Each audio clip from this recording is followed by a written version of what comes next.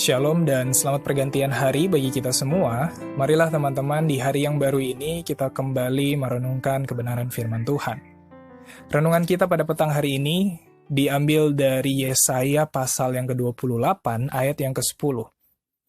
Di sana dikatakan sebab harus ini, harus itu, mesti begini, mesti begitu, tambah ini, tambah itu. Mungkin kita ketika dengar ayat ini akan bingung ya, apa maksud ayat ini. Kalau kita lihat terjemahan King James-nya, di sana dikatakan bahwa di ayat 10, Yesaya 28 ayat 10, karena peraturan harus dibandingkan dengan peraturan.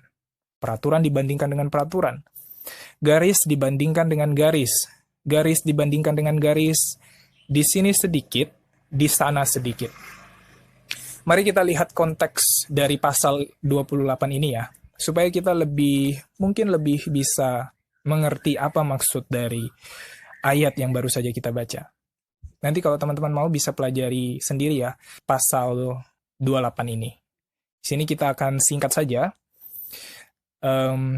Yesaya 28 ayat 7, kita lihat di sana dikatakan bahwa pemimpin-pemimpin Israel seperti nabi-nabinya dan imam-imamnya, mereka sedang mabuk anggur. Ya, di ayat 7 dikatakan. Lalu di ayat 9 dikatakan bahwa karena karena pemimpinnya ini, nabi-nabinya dan imam-imamnya pada mabuk anggur, lalu kepada siapa dong Tuhan harus mengajarkan pengetahuan? Kepada siapa Tuhan harus membuat seseorang itu mengerti tentang doktrin Tuhan? Kita tahu bahwa imam dan nabi-nabi tugasnya untuk menyampaikan firman Tuhan. Tetapi konteksnya di sini kita lihat bahwa imam dan nabi-nabi ini sedang mabuk anggur, sehingga mereka tidak bisa dipakai Tuhan. Ya kan? Jadi siapa yang dipakai Tuhan? Di ayat 9 dikatakan sendiri, mereka yang baru cerai susu. Ya, bicara tentang susu, kita bisa lihat Rasul Paulus berbicara tentang makanan keras dan makanan susu. Di Ibrani 5 ayat 11-14. Ya, jadi mereka-mereka yang masih mengonsumsi susu, itu bisa kita pahami sebagai orang yang baru mengenal kebenaran. Artinya mereka tidak bisa langsung mencerna pelajaran-pelajaran berat, ya. Kita bisa bilang ini orang yang baru belajar, artinya ilmu pengetahuan rohaninya itu tidak seperti pengetahuan rohani yang nabi, ya, pengetahuan rohani imam-imam. Jadi mereka masih makanan susu, ya. Sedangkan untuk makanan keras mereka belum bisa. Nah, kembali ke konteks pasal 28 tadi. Karena imam-imam dan nabinya pada mabuk anggur tidak bisa dipakai Tuhan, maka Tuhan mengajarkan doktrin, mengajarkan pengetahuan akan kebenaran kepada mereka yang baru cerai susu. Artinya mereka baru saja cerai susu. Artinya ini ya mereka baru saja mulai belajar untuk makan makanan keras. Mereka ini baru saja mulai makan pelajaran-pelajaran rohani yang mungkin agak keras, ya kan? Tapi walaupun mereka baru cerai susu, ya, walaupun mereka ini pengetahuan rohaninya rendah, maksudnya seperti itu, sedikit pengetahuan rohaninya, tetapi Tuhan tetap pakai. Nah, jadi di sini kita belajar bahwa syarat menjadi pelayan Tuhan itu bukan harus pengetahuan rohaninya tinggi dulu, ya. Well, nggak ada yang salah dengan pengetahuan rohani yang tinggi, itu bagus. Tetapi kalau kita punya pengetahuan rohani tinggi, tetapi kita tidak mau dipakai Tuhan, ya, kita tidak mau ditegur sama Tuhan, diarahkan dan dibimbing sama Tuhan, ya, percuma dong. Nggak bisa Tuhan pakai. Nah, jadi kembali ke konteks lagi, kita berarti orang-orang yang pengetahuan yang sedikit inilah yang dipakai Tuhan untuk menggambarkan firman-Nya, itu yang dikatakan di ayat 9-nya. Nah, di ayat 10 dikatakan karena, masuk ke ayat yang kita bingung tadi, karena peraturan harus dibandingkan dengan peraturan. peraturan dibandingkan peraturan, garis demi garis, di sini sedikit, di sana sedikit. Nah, jadi di ayat 9 tadi kan dikatakan, kepada siapa Tuhan harus mengajarkan pengetahuan? Kepada siapa Tuhan harus mengajarkan doktrinnya? Ya. Di ayat 10 langsung dikatakan, karena peraturan harus dibandingkan dengan peraturan. Garis dibandingkan dengan garis. Di sini sedikit, di sana sedikit. Jadi kita bisa melihat bahwa inilah prinsip yang kita pakai untuk mempelajari firman Tuhan. Untuk kita bisa tahu pengetahuan akan kebenaran firman Tuhan, kita harus membandingkan ayat demi ayat. Kita harus membandingkan peraturan demi peraturan. Di sini sedikit, di sana sedikit. Inilah yang Tuhan mau kita pakai di dalam belajar Alkitab. Di dalam kita memahami doktrin. Ya kan? Jadi seperti itu. Nah, contohnya bagaimana? Contohnya, kita buka di dalam Matius pasal yang ke-25, ayat yang ke-4 sebagai contoh. Oh, ayat yang ketiga dan 4 deh. Di sana dikatakan, gadis-gadis yang bodoh itu membawa pelitanya, tetapi tidak membawa minyak. Sedangkan gadis-gadis yang bijaksana itu membawa pelitanya dan juga minyak dalam buli-buli mereka.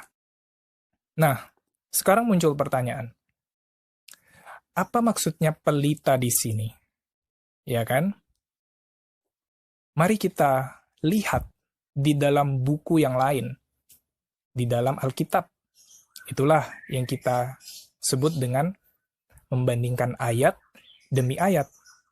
Kira-kira ayat mana yang kita harus pakai untuk mencari tahu apa arti pelita di dalam Matius 25 ayat 3 tadi dan 4. Kita bisa buka di dalam Mazmur pasal yang ke-119 ayat yang ke-105. Dikatakan, firman-Mu itu pelita bagi kakiku dan terang bagi jalanku. Oh, berarti pelita ini bisa diartikan sebagai firman Tuhan yang menerangi langkah kaki kita. Iya kan? Jadi inilah yang namanya ayat demi ayat, peraturan demi peraturan, ya kan? Di Matius 25 sedikit, di Mazmur 119 sedikit. Sehingga kita bisa mengerti bahwa yang namanya pelita itu juga Tuhan artikan sebagai firman Tuhan yang menerangi langkah kaki kita. Nah, inilah metode belajar Alkitab yang Tuhan mau kita pakai sebagai pembelajar Alkitab. Jadi, kita tidak mengartikan atau mentafsir seenak jidat maksud dari pelita tadi sebagai contoh. Ya kan? Kalau kita pakai metode lain ya, kita nggak akan tahu bahwa ternyata pelita itu adalah firman Tuhan. Seperti yang Mazmur 119 ayat 105 katakan tadi. Misal deh, kita akan bilang, oh pelita itu kata pendeta A, kata pendeta di gerejaku, pelita itu artinya juga adalah buku-buku pengetahuan dunia. Atau pelita itu artinya adalah bunga matahari, ya kan? Gak nyambung kan? Tetapi kalau kita pakai prinsip ayat dibandingkan dengan ayat, peraturan demi peraturan, di buku ini sedikit, di buku yang satu sedikit, kita akan mengerti sebagai contohnya tadi bahwa pelita itu adalah firman Tuhan. Dan apapun jabatan orang yang misal yang bilang pendeta kok segala macam ya. Tetapi kalau tidak sesuai dengan prinsip dan metode dan apa yang dikatakan Alkitab, itu sama aja ya, nggak ada efeknya, itu salah. Ya kan? Jadi inilah prinsip emas yang harus kita pakai sebagai anak Tuhan, sebagai murid Tuhan. Dan maksud saya membandingkan ayat demi ayat, itu bukan berarti kita harus tidak belajar konteks. Ya kan, banyak orang yang bilang mungkin, oh harus lihat konteksnya, ini ayatnya nggak bilang seperti ini. Well, kita juga belajar konteks. Bukan berarti kita nggak belajar konteks ya. Kita belajar konteks. Itu kan membandingkan ayat demi ayat juga. Bukankah begitu? Artinya ketika kita belajar di Matius 25, ya kan, kita mau lihat membandingkan konteks. Kita belajar konteksnya, kita bandingkan ayat 1 dengan ayat 2, ayat 2 dengan ayat 3, ayat 3 dengan ayat 4, dan seterusnya. Apakah ini artinya juga membandingkan ayat demi ayat, peraturan demi peraturan, ya kan?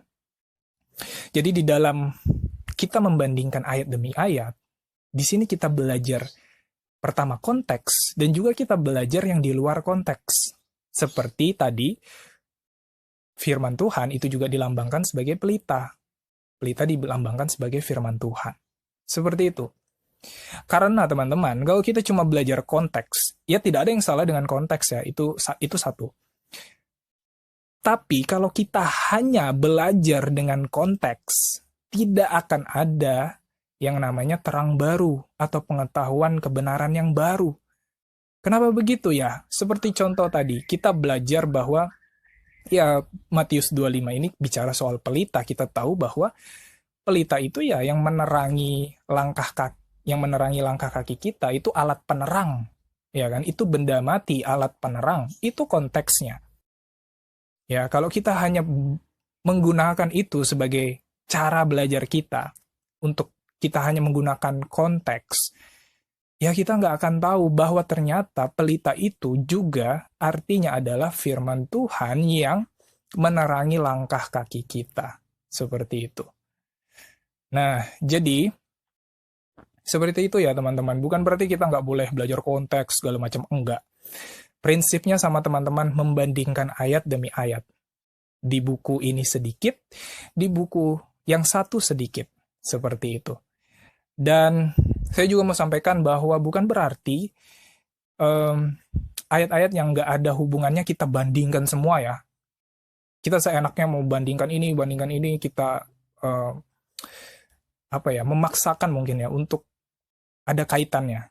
Seperti itu. Ya, kita harus lihat ya, seperti contohnya tadi. Itu kan pelita, bicara soal pelita kan jelas di Mazmur 119, oh ternyata pelita itu adalah firman Tuhan. Nah, jadi kita juga harus lihat ya, konteksnya seperti ini. Oh ada kata penyambungnya, kita belajar, oh iya, ini bisa kita masukkan, seperti itu. Jadi bukan semua ayat ya, kita campur aduk segala macam, bukan seperti itu. Tapi kita lihat apakah ada hal-hal yang memberi petunjuk kepada kita, yang bisa menjelaskan ayat ini, dibandingkan dengan menggunakan perbandingan ayat yang lain. Seperti itu. Nah, jadi kalau kita belajar seperti ini teman-teman, tidak akan ada yang namanya perbedaan doktrin di setiap gereja. Contohnya Protestan sendiri ya, banyak sekali denominasi yang berbeda-beda. Kenapa bisa beda-beda? Ya kan? Ya karena poin-poin imannya berbeda, doktrinnya berbeda, penafsirannya berbeda. Ya kan? Padahal kalau kita pakai prinsip yang dikatakan oleh Tuhan itu sendiri, ya, di dalam Yesaya 28 ayat 10 tadi, yang kita harus membandingkan peraturan demi peraturan, ayat demi ayat, sedikit di sini, sedikit di sana. Kalau kita menggunakan metode belajar Alkitab seperti ini, kita tidak akan terpecah-pecah poin-poin imannya, ya kan? Ya mungkin sebagai contoh gereja Protestan, mungkin nama gereja boleh beda lah, nggak ada masalah kan. Tetapi sebagai pengikut Kristus, ya representasi Kristus di dunia, orang-orang juga kan akan bertanya, loh kok Alkitabnya sama tapi beda-beda ya imannya kayak gitu. Jadi tidak akan ada perbedaan seperti ini kalau kita menafsirkan Alkitab dengan Alkitab itu sendiri. Itulah sebabnya di dalam buku Mind, Character, and Personality, volume 1, halaman 346, paragraf yang kedua. Di sana dikatakan Alkitab dapat menjelaskan dirinya sendiri. Ayat Alkitab haruslah dibandingkan dengan ayat Alkitab. Kiranya renungan kita pada petang hari ini dapat mengajarkan kita bahwa sesungguhnya kita tidak boleh menafsirkan ayat dengan opini kita atau dengan pendapat A, pendapat B, tetapi marilah teman-teman, kita mencari kebenaran firman Tuhan dengan membandingkan ayat demi ayat di dalam Alkitab. Dan dengan tuntunan Roh Kudus, maka kebenaran itu akan kita temukan. Selamat pergantian hari dan Tuhan memberkati kita semua. Amin.